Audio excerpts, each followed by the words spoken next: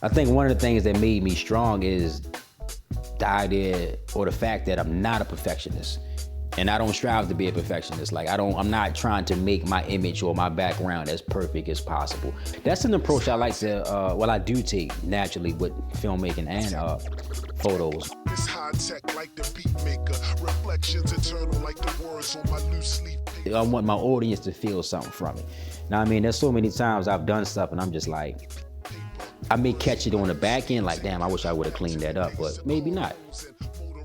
Now, when you mentioned something about the music software, being everything is so clean or crisp and everything just sounds the same, it's like, it takes away, it diminishes what someone like RZA did with Wu-Tang early on, when it was like, yo, these drums is dusty as hell, and it's like, yeah, I know that. You know what I'm saying? Like, yeah, they're not the cleanest drums, but that's what makes this song what it is. You know what I'm saying? That's what makes it special. Well, I think Kirby's artistry in general, photography, cinematography, filmmaking, it's extremely personal. Anytime that I've ever been in front of Kirby's photography or films, I find myself standing very still and paying very close attention. I had the pleasure of being a part of the hip-hop exhibition at the Baltimore Museum of Art.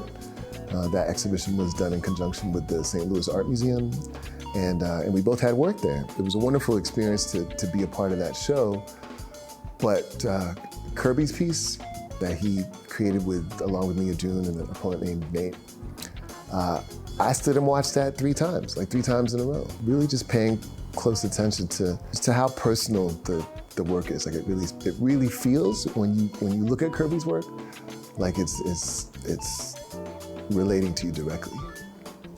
I got started with photography, if I'm really going from the beginning, it's a good brother and teacher back in my high school. I went to Douglas High School over West. It's a brother named Mr. Kizik.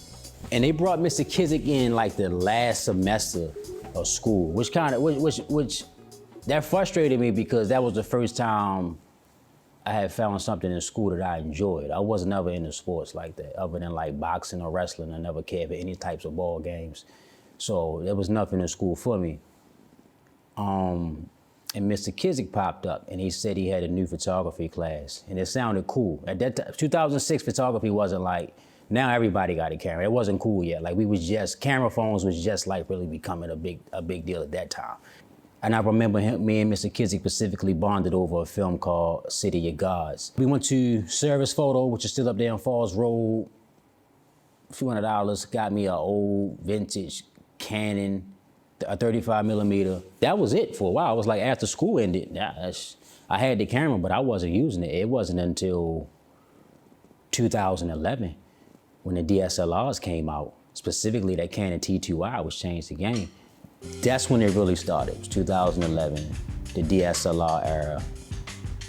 That's when it was like, oh, I don't have to spend all of my family's life saving and go to school for this. We can just go run around the streets and figure this out. And that's what we did.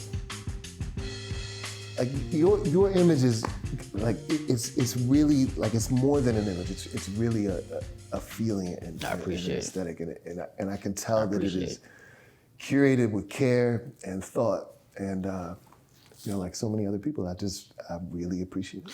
I'm very run and gun, even with my photography. Like I come from a very guerrilla style of filmmaking, and it's the same way with photography. I understand the idea of trying to set up a specific frame and shot.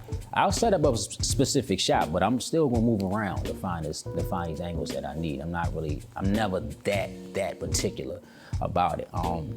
Photography has been interesting because my perspective into it was strictly from the perspective of a cinematographer. Granted, I had a photo camera in my hand first. I didn't really fall in love with cameras until I was filming. So I was like fully into being a filmmaker and doing cinematography, and then got back into photography and brought that perspective with me, which I cherish a lot more, my photography aspect, and I treat that way more sacred. Like, I make my living as a filmmaker, so there's times that I'll shoot things that I'm not necessarily into. I can't do that with photography though. Like with photography, if I'm not into it, I can't do it. aside from a great angle or great lighting or just capturing a specific moment, it's like actually just having the moment as is to kind of reflect on. Preserving those moments is, in my opinion, that's the most powerful aspect of it. I notice in the pieces that you've worked on, whenever I see them, I see a lot of folks that I know from the Baltimore community in them, which always puts a smile on my face. I think it's amazing how you always include so many people from the area as a part of your work. Right, that's intentional. As my sis, Angel Christian Williams would say, it's like everything we make here is always a love letter to Baltimore. Like anything we make in Baltimore, in turn, is a love letter to Baltimore.